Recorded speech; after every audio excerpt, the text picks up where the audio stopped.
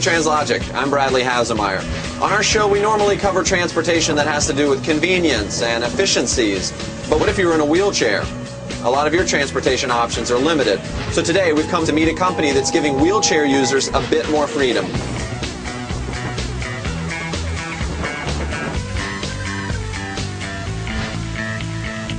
We're here with Stacy Zorn from Community Cars. Thanks so much for being with us today. Of course. Tell me about how Kenguru came to be.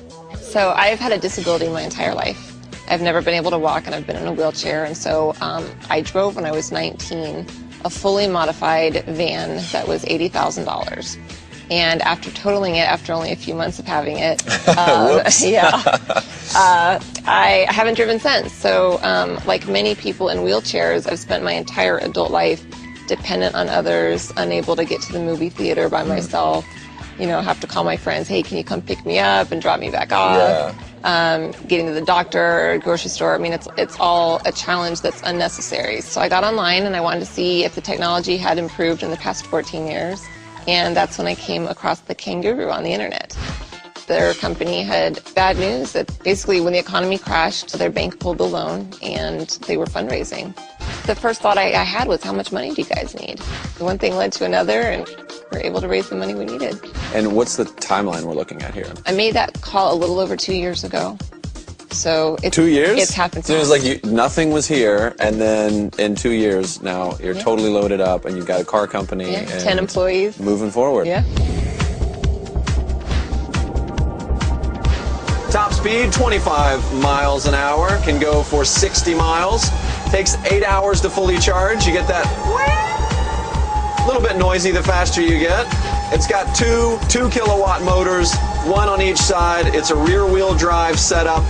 The inside is very spacious, tons of room on the dash, plenty of room for my elbows. Little LED readout on the right here that's got all kinds of measurements. There's only a few buttons in here. You don't need much. You've got a forward, a neutral, and a reverse. You've got your red button here that if you hit is the engine kill. The steering wheel is a handlebar setup. Just use the right handle, pull it back, there you go.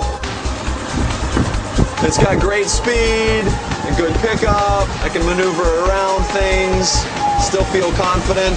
This is one of those things that is really fun.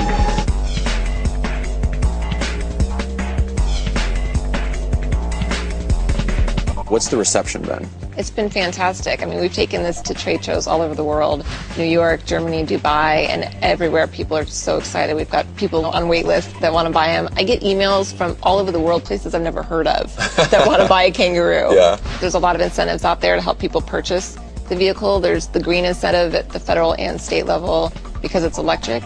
And then also because it helps people get to work, there's vocational rehabilitation incentives out there too. So that takes a $25,000 automobile down to what? In some cases 20, in some cases 0.